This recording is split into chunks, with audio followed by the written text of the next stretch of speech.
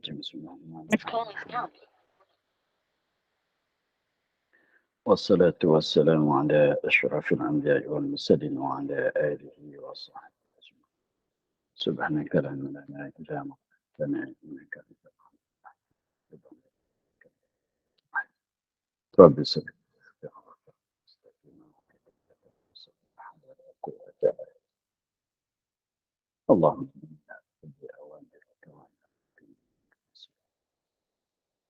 وإلى من الملائكة المقربين وخرجنا من جبين وافتح علينا أبواب رحمتك وعلمنا أسرار رحمتك يا رب اشرح لنا صدرنا قال الشيخ سبحانه لنا وعلا في الدارين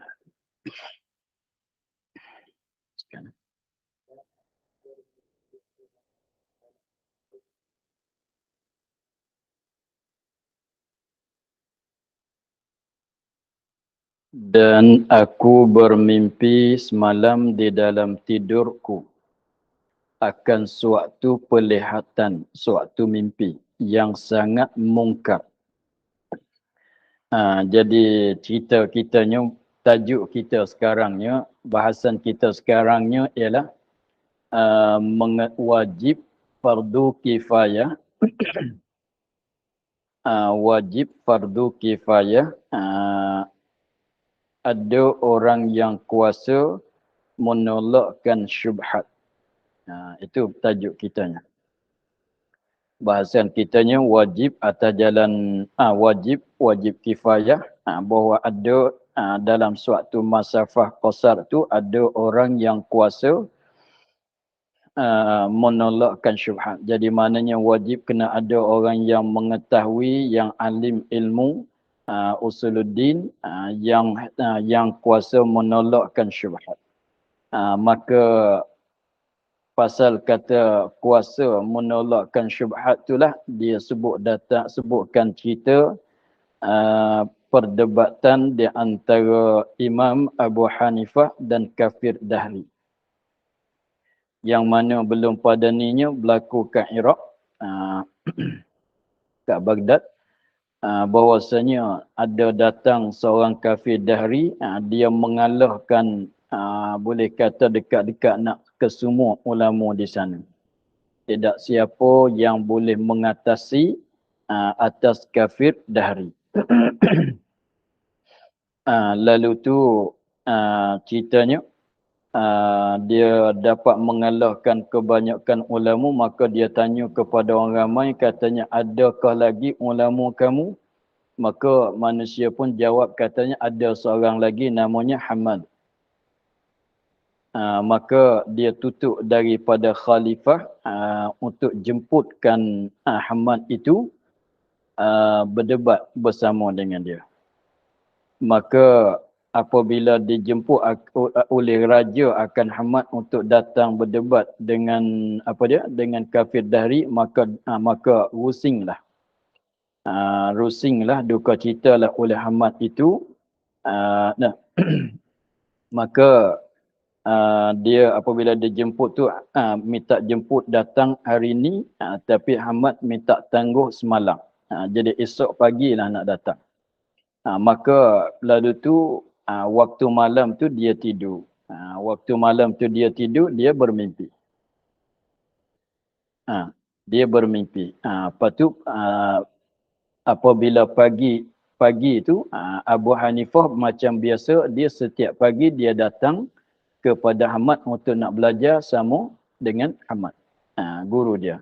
Maka pagi itu apabila Abu Hanifah datang kepada Hamad pada pagi itu, maka terdapat bahawa Hamad itu di dalam kerusingan, dalam duka cita.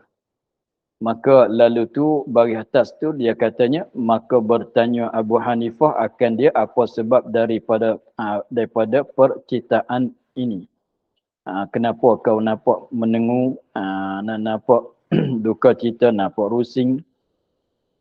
Lalu tu dia jawab, katanya baris yang kedua, muka surat 8, maka berkata ia, betapa aku tiada duka cita dan telah menyuruh oleh khalifah akan daku berhujah, berdebat serta dahri.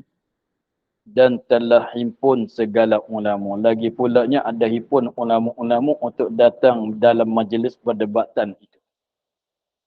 Lagi pulanya Hamad cerita kepada Abu Hanifah, katanya aku bermimpi semalam dalam tidur.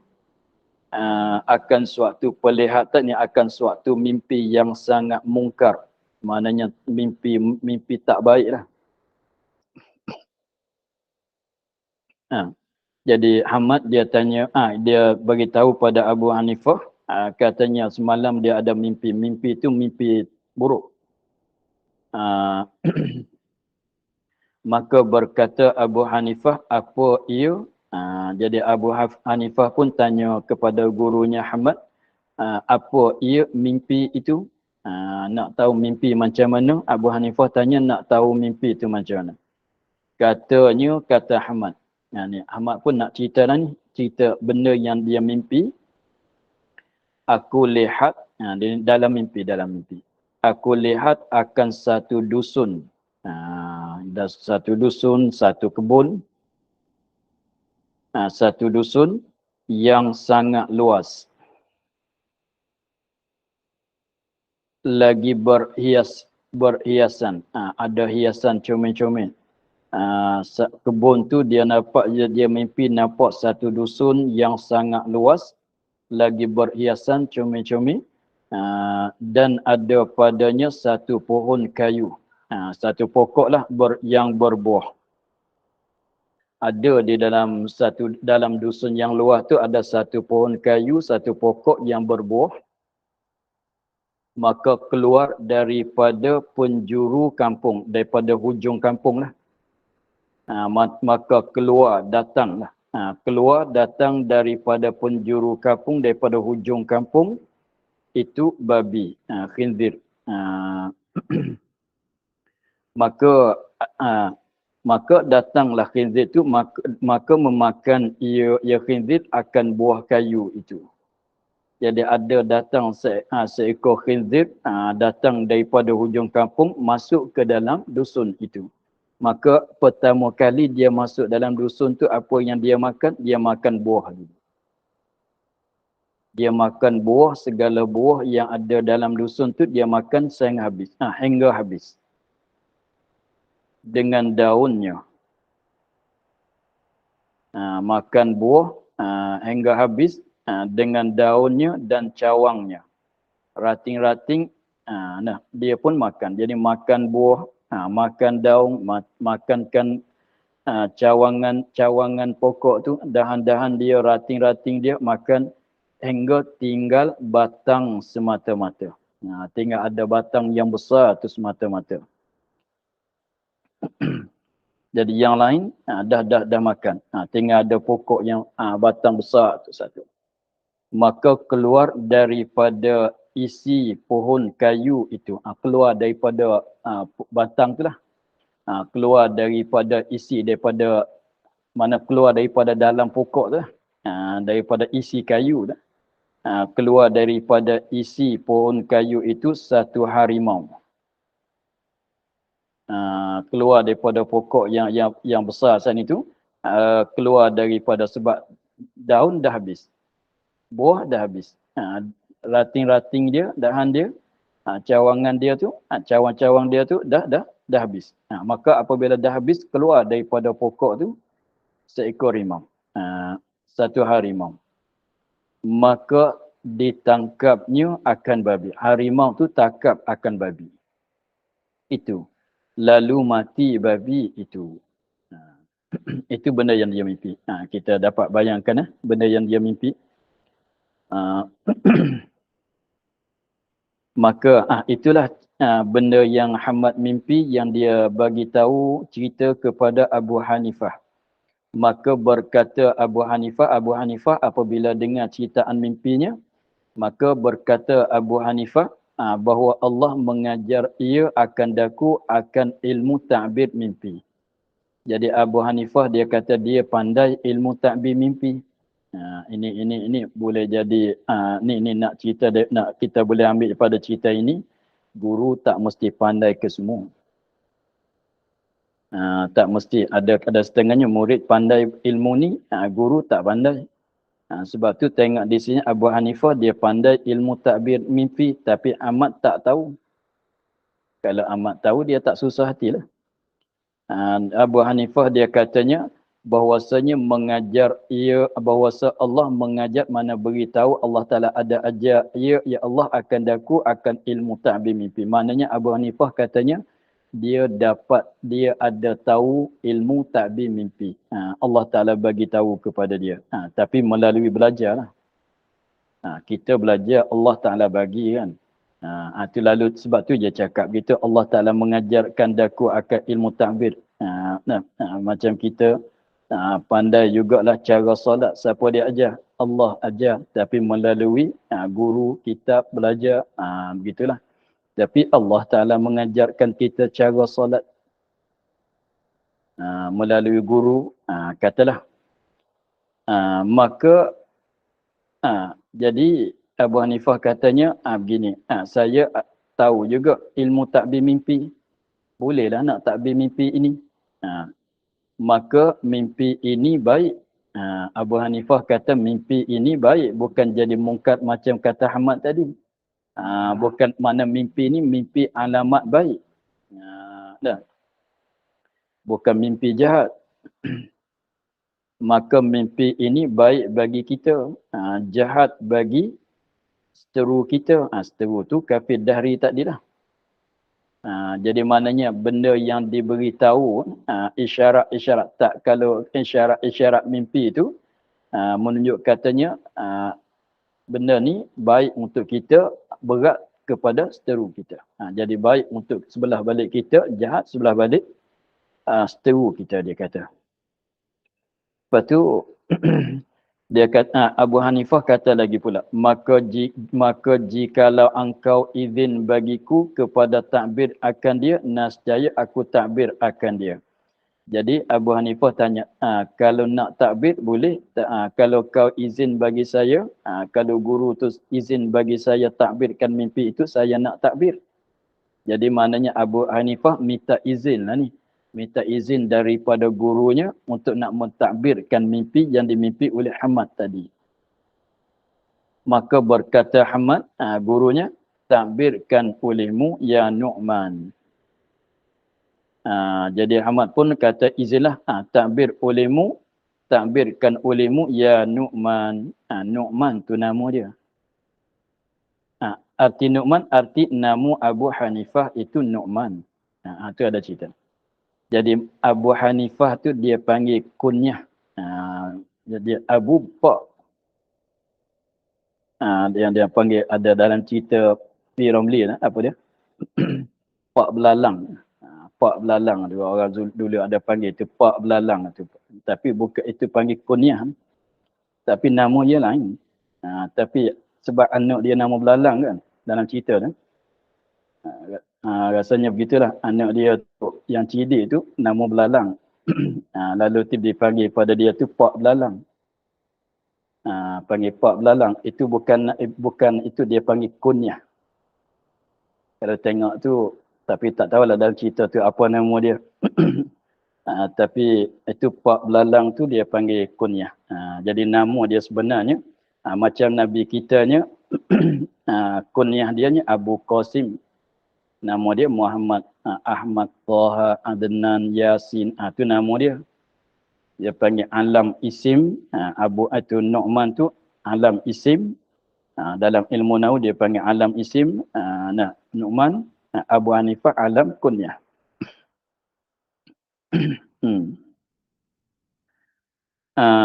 Jadi sekarang Hamad izin kepada Abu Hanifah untuk takbirkan mimpi yang tadi. Maka berkata ya Abu Hanifah. Ni nak takbir ni.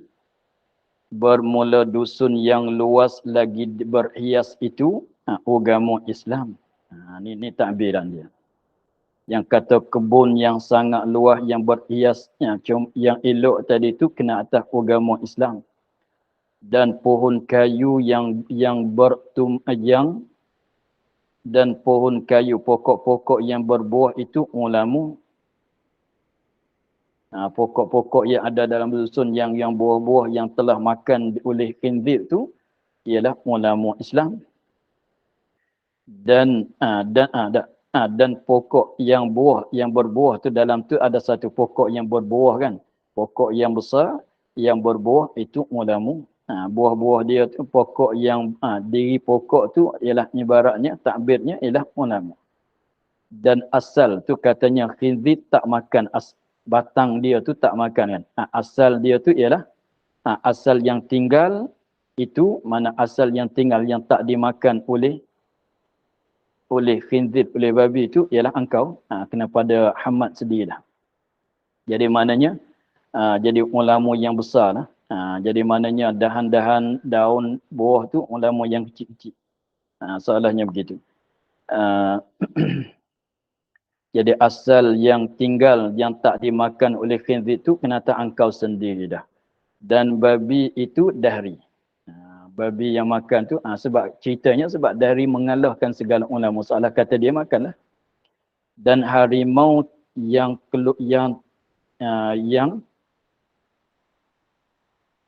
dan harimau yang membunuhkan babi itu aku. Dia kata harimau tu kenapa aku sendiri. Sebab dia ni murid bagi Hamad. Hamad tu guru dia kan. Lepas tu dalam mimpi batang tu ialah Hamad. Keluar daripada batang tu oleh harimau. Dia anak murid. Begitu. Dia katanya sebab tu jadi baik. Mimpi ni baik untuk kita dia tu. Sebab harimau tu Abu Hanifah. Babi tu kafir dahri. Sebab tu jadi sedap hatilah sekarang. Semangatlah. Sedap hatilah sekarang sebab Allah dah bagi alamat katanya macam mana pun dapat mengalahkan dahri pada hari ini. Maka berjalanlah engkau serta dan aku serta engkau. Maka Abu Hanifah katanya kalau begitu baik, sekarang berjalanlah engkau, mana pergilah. Aku dan aku ni akan bersama dengan engkau. Jadi Abu Hanifah kata baiklah, pergilah berdebat tu, aku ini akan berserta dengan engkau. Maka dengan berkat himmah engkau, ni kataan Abu Hanifah, dengan berkat himmah engkau yang tinggi dan berkat hadarat engkau, aku berkata-kata sertanya. Jadi maknanya Abu Hanifah katanya, gilah kita pergi.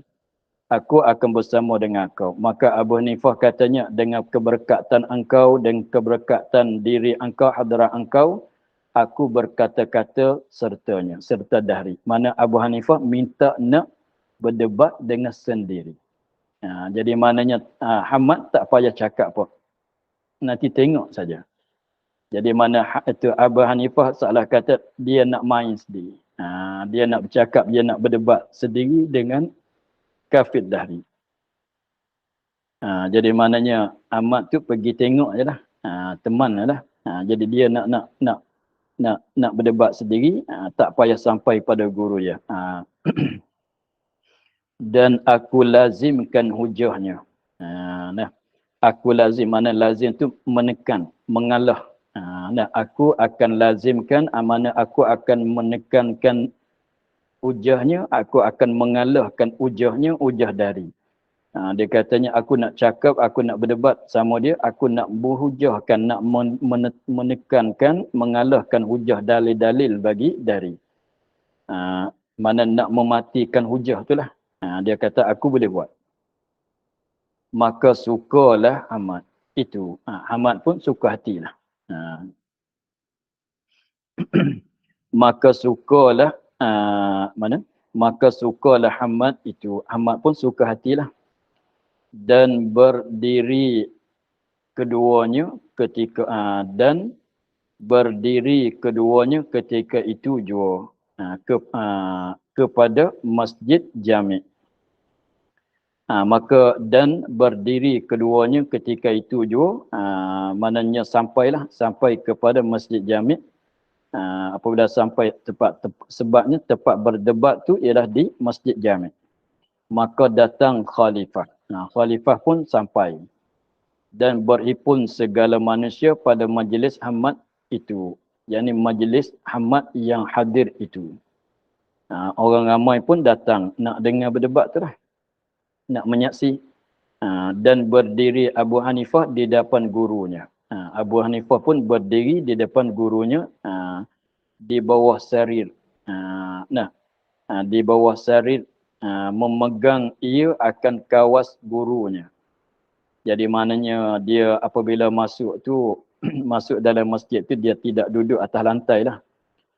Dia biasanya majlis apabila datang raja ni menteri-menteri tu duduk di atas sarit macam kursi begitulah. Duduk atas kursi tapi dia tu berdirilah sebab tak disediakan kursi untuk dia sebab dia sekarang tu murid bagi Ahmad, dia bawa kawas, bawa kasut selipar bagi guru dia saja. Dan serta memegang ia akan kawas gurunya dan kawas dirinya. Masuk dalam masjid kena buanglah selipar kan. Lepas tu dia tak letak kat luar, tidak letak kat luar masjid macam kita sekarang bawa masuk dalam masjid.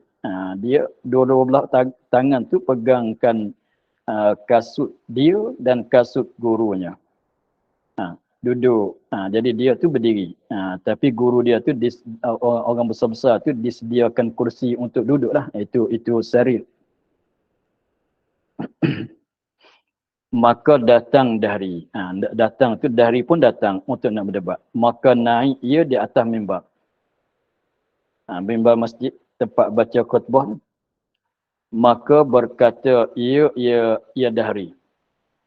Siapa yang menjawab akan soal aku ini? Maka dia naik di atas mimbar tu sebab biasanya dia berasa megah lah ke diri dia tu sebab dia dapat mengalahkan kebanyakan ulama. Maka dia datang, dia naik ke dalam, masuk dalam masjid, naik terus kepada mimbar, lalu dia tanya. Ramai-ramai ni siapa nak jawabkan soalan dia? Maka sahut Abu Hanifah, apa perkataan kamu? Tanyakan olehmu. Maka Abu Hanifah pun terus jawab. Kau nak tanya? Kau nak tanya apa? Tu dia cara berdebat tu dia kena kena begitulah. Jangan bukan saya minta izin nak jawab, itu lemah lembut, dia tak boleh lemah lembut. Kena garam sikit. Cara berdebat tu dia kena garam. Sebab tu dia tanya tu jadi nampak macam tak beradab kan. Tapi tak mengapa lah orang ni dengan kafir dari bukan sama-sama ulama ni. Jadi Abu Hanifah itu dari dia tanya, hari ni ramai-ramai ni siapa nak jawab soalanku? Maka Abu Hanifah sahut, oleh Abu Hanifah, dia tanya balik, tak ada dah. Saya minta izin nak jawab, ada lah. Tanya, kau nak tanya apa? Dengan begitu pun dah kejut. Garam cara dia begitu. Tanya olehmu. Apa soalan, apa tanyaan engkau? Tanyalah. Maka orang mengetahui, dijawab akan perkataan kamu. Jadi Abu Hanifah katanya, ya sebab dahri tanya, siapa ramai-ramai siapa nak jawab akan soalanku? Jawab Abu Hanifah katanya, apa perkataan kamu? Tanyakan olehmu. Tanya marilah. Orang tahu je dia jawab. Tak nanti tahu kata siapa nak jawab. Jadi begitu. Jadi Hanifah macam tegur lah. Tak payah tanya lah siapa nak jawab. Kau tanya saja. Nanti orang tahu dia jawab lah. Nanti ada orang tahu, orang tu jawab lah. Tak payah tanya, akak tangan saya nak jawab, orang tu ke nak jawab, orang ni tak jawab. Kau tanya sajalah. Nanti ada orang tahu, orang tu lah jawab. Tak payah menentu siapa-siapa. Tu jawab Abu Hanifahnya begitu. Dia katanya, dan berkata, ini jawablah, dan berkata siapa yang menjawab, maka orang mengetahui, dijawab akan pertanyaan kamu. Kau tanya saja. Kau tanyalah, soal lah. Nanti ada orang tahu, orang tu lah yang jawab. Tak payah tahu sekarang kata siapa nak jawab. Itu pun taktik dia. Cara nak berdebat tu dia tak boleh buat lemah lembut.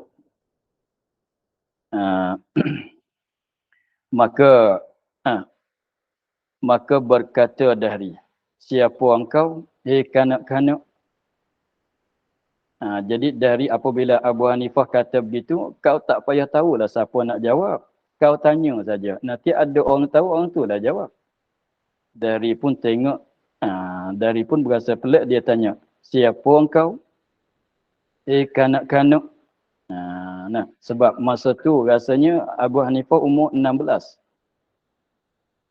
Masa tu Abu Hanifah umurnya 16. Jadi maknanya Dahri tu tengok macam budak lagi. Apa tu?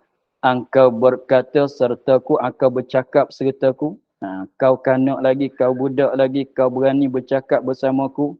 Beberapa orang yang mempunyai kemegahan dan orang yang tua-tua dan serban yang besar-besar dan yang mempunyai kain yang kemegahan, kain itu pakaian, dan tangan baju yang luas-luas. Biasanya ada orang hebat-hebat tu tangan baju ni dia luas. Tangan baju ni macam pakaian Jepun, pakaian Cina ni tangan baju dia luas gini. Tu pakaian. Jadi dari katanya kau kanak-kanak budak saja. Dia katanya kau berani nak bercakap bersamaku padahalnya orang yang hebat-hebat, orang yang megah-megah, orang yang banyak umur dan orang yang pakai serban besar-besar, mana ulama lah. Orang yang mempunyai kain yang kemegahan, pakai baju kain yang megah-megah, yang agak mahal, dan tangan baju yang luas. Lemah mereka itu daripada aku. Mereka tak kuasa nak jawab soalan aku.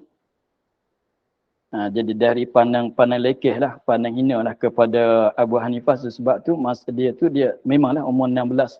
Dia kata kau kan nak jawab soalanku pada orang yang hebat-hebat dah kalah ke semua.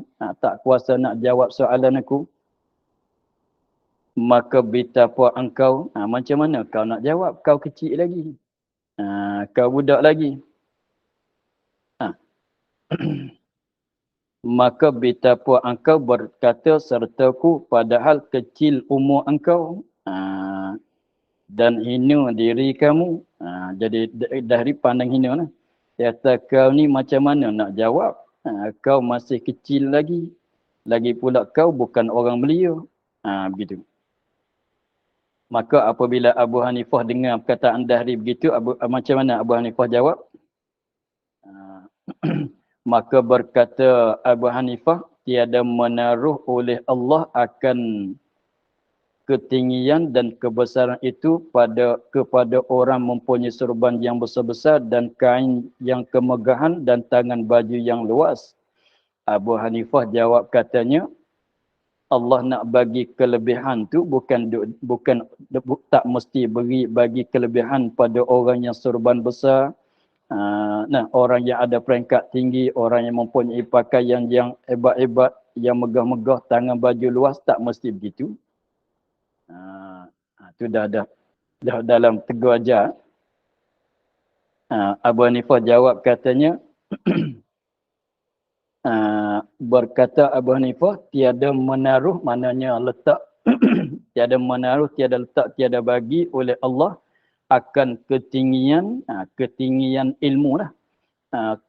Ketinggian tu dan kebesaran itu kepada orang, kebesaran ketinggian tak mesti orang tu pakai serban besar-besar. Tak pakai serban pun boleh jadi ilmu banyak, boleh jadi ada kelebihan. Tak pakai kepiah pun boleh jadi ilmu tinggi, orang hebat. Dan kain yang megah-megah, yang kemegahan dan tangan baju yang luas tak mesti begitu. Nampak umur kecil sekalipun boleh jadi ada kebesaran, ada ketinggian ilmu. Tak pakai serban besar pun boleh jadi ada ilmu yang tinggi. Tak pakai baju hebat pun boleh jadi ada ketinggian kelebihan. Abu Hanifah jawab gitu. Tetapi taruh akan ketinggian dan kebesaran bagi ulama. Ulama tak mesti umur banyak. Abu Hanifah kata Allah Ta'ala taruh letakkan bagi ketinggian dan kebesaran bagi ulama seperti firman Allah Ta'ala walladzina utul ilma darajat. Allah Ta'ala bagi dan segala mereka yang didatangkan bagi mereka itu akan ilmu beberapa darajat. Allah Ta'ala bagi beberapa darajat kepada orang yang dapat ilmu.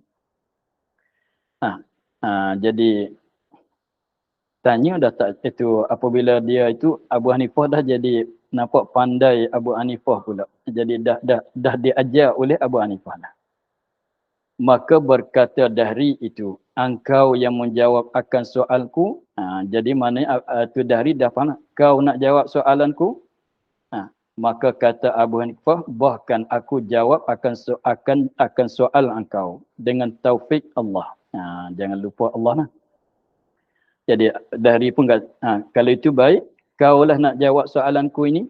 Abu Hanifah kata, ya, aku nak jawab dengan taufik Allah. Maka berkata ia Dahri, ini nak mulai tanya ni.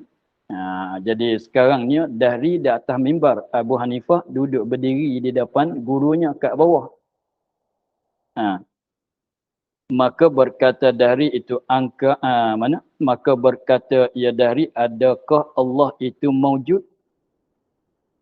Dahri pun tanya, Allah ada ke tidak? Maka jawab Abu Hanifah, bahkan ia ada. Berkata ia Dahri.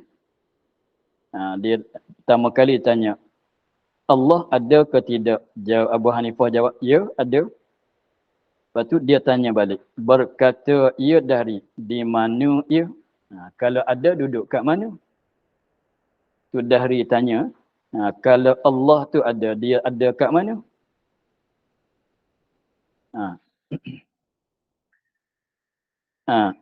Kata Abu Hanifah, jawabnya tiada baginya tempat. Allah ada tak bertempat. Kata Dahri pula, Dahri pun tanya balik, betapa ada maujud tiada ia bertempat baginya? Macam mana Tuhan ada tapi tak ada tempat? Boleh jadi ke? Tak boleh jadi, mana maksud dianya tak boleh jadi, ada tapi tak bertempat. Tu Dahri katanya. Betapa ada maujud, maknanya ada suatu, dia ada tetapi dia tak bertempat.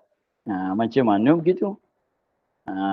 Kata Abu Hanifah, ini dalil. Bagi ini dalil. Bagi ini mana? Ada Allah tiada bertempat ni. Maujud Allah tiada ia bertempat.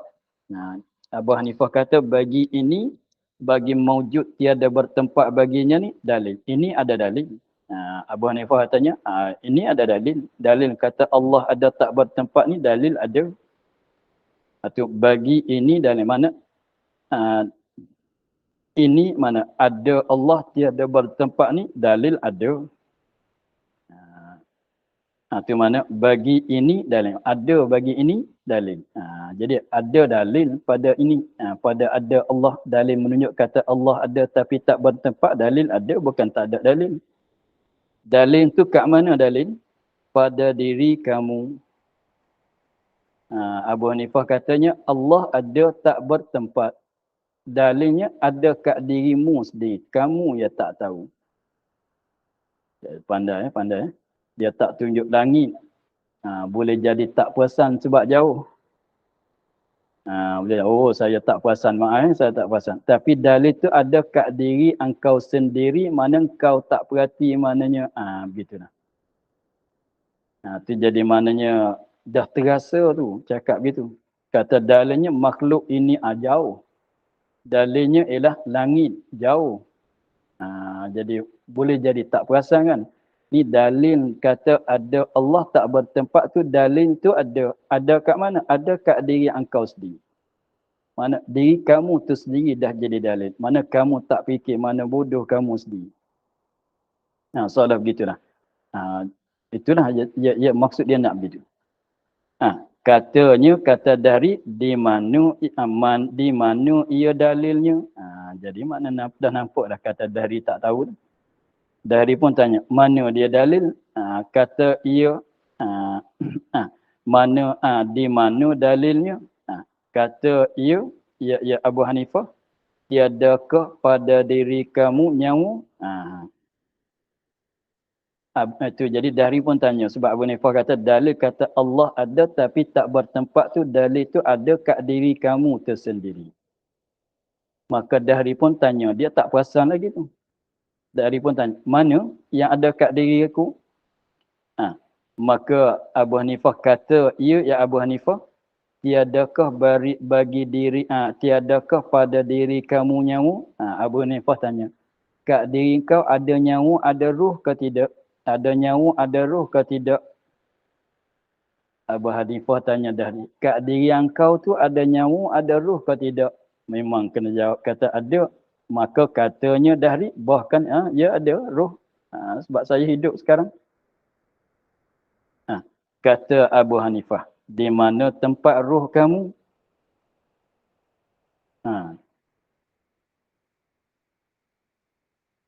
Ruh ada ke? Ada. Pak tanya, mana tempat? Tak boleh nak jawab juga. Tu. Ada Allah tak bertempat? Tu guna akal betul-betul. Di mana tempat ruh kamu itu? Ruh tu nyawa lah. Di kepala kamu ke? Atau di perut kamu ke? Atau di kaki kamu? Pandainya. Dibuat misal. Maka apabila kena tanyanya begitu, roh ada ke tidak? Ada. Kat mana? Maka tercengang ia. Ia Dahri. Jadi bingung sekarang. Tak tahu nak jawab. Kemudian menyeru oleh Abu Hanifah akan air. Susu. Kemudian pula Abu Hanifah minta orang bawa susu datang kepada dia. Kemudian menyeru oleh Abu Hanifah akan air susu. Susu lah. Abu Hanifah kata, ramai-ramai ni siapa ada susu, bawa datang kat saya. Nak buat apa, nak minum kan, nak buat apa susu tu? Buat dalil yang lain pula. Nak jadikan susu tu dalil kata Allah ada tak bertempat. Dan berkata ya Abu Hanifah, tiadakah air susu ini? Tiadakah pada air susu ini minyaknya? Dia susu kalau proses jadi minyak kan. Jadi apa dia? Yang jadi cheese, jadi apa tu? Tega yang itu tu. Jadi susu tu. Macam santan. Kalau kita santan lah. Kat santan ni ada minyak ke tidak? Memang susu ada minyak ke tidak? Sebab susu boleh proses jadi minyak. Jadi Abu Hanifah tanya, kat susu ni ada minyak ke tidak? Kata Dahri, bahkan memang ada minyak. Kalau santan tu, kat santan tu ada minyak ke tidak? Ada. Bahkan ada. Kata Dahri jawab ada. Kata Abu Hanifah pula, di mana tempatnya? Tempat minyak. Mana minyak? Sekarang tak nampak minyak pun, nampak susu.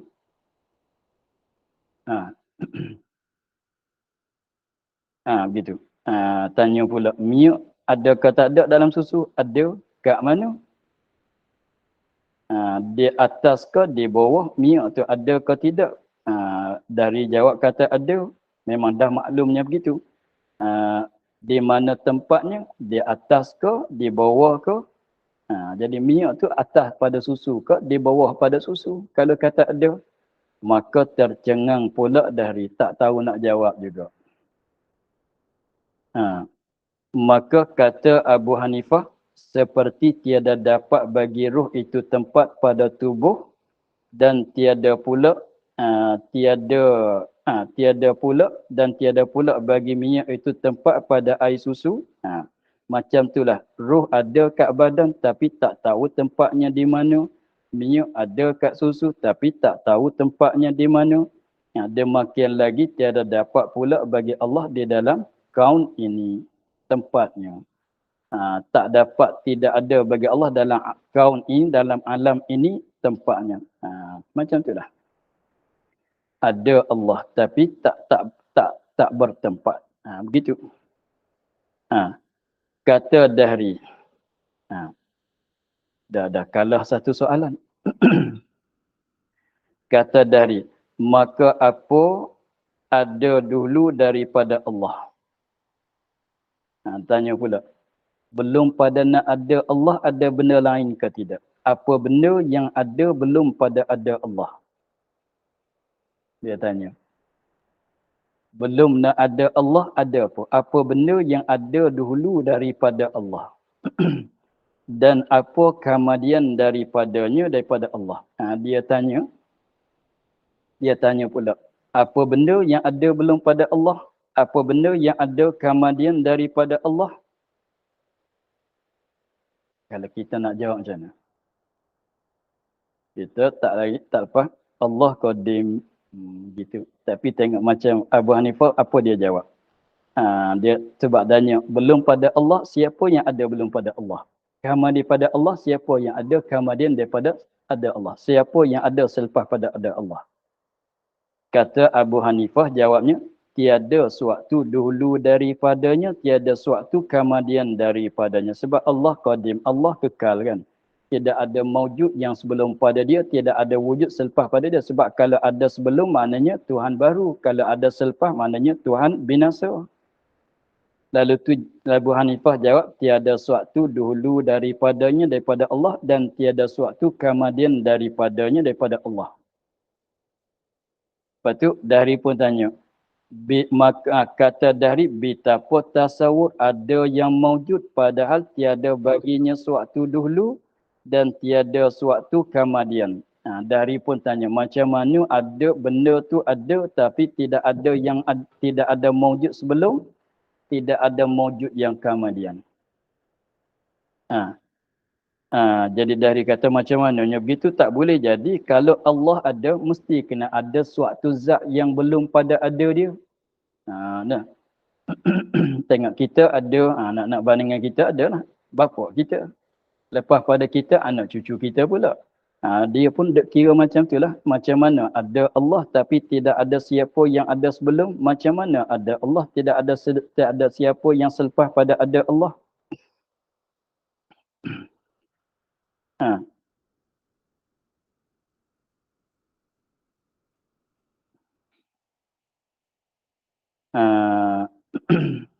Tiada tadi mana?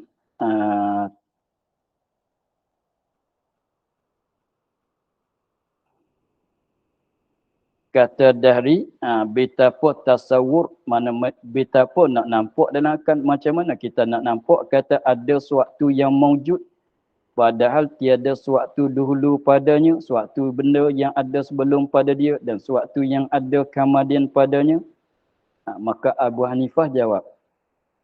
Kata Abu Hanifah, baginya itu kata Hanifah baginya bagi Dahri. Abu Hanifah pun jawab kepada Dahri. Kata Abu Hanifah baginya bagi Dahri. Mana Abu Hanifah jawab kepada Dahri, itu dalil pada badan kamu pula. Dalil tu pun dalil kat badan kamu tu juga. Tu tengok dia cilik dia cakap ni. Kalau dalil langit tu jauh. Dalil tu katanya tak ada benda yang sebelum pada Allah, tidak ada benda yang ada kepada Allah, sebab kalau begitu jadi Allah baru dan binasa. Dalilnya itu mana? Tiada suatu yang dahulu, tiada suatu yang kemudian. Dalil pada badan kamu pula. Macam tadi, dalil pada diri kamu juga. Kata ia Dahri, maka apa ia? Dahri pun tanya, maka apa ia dalil? Mana dia dalil? Yang ada kat diri saya. Katanya, apa dulu daripada ibu tangan kamu? Ni dia tunjuk begini. Ini mana apa benda yang ada? Ibu jari ni ada ke tidak? Ada. Mana yang apa benda yang dulu pada dia? Kita bilang kat ni. Dia tanya, cuba tengok ni.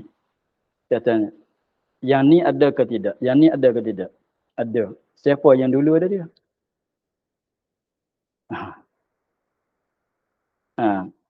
Dia apa katanya, kata Abu Hanifah, apa benda dahulu daripada ibu tangan kamu dan apa kemudian daripada jari kelingking kamu. Yang kelingking ni, apa pula jari lepas dah ni? Kalau gitu, mana jari kelingking ada ke tak ada? Ada. Tapi ada tak benda lepas dia? Tak ada juga. Tu banyak. Ha. Maka kata Abu Hanifah, dia makan lagi Allah tiada suatu dulu daripadanya dan tiada suatu kemudian daripadanya. Bandingan macam itulah Allah.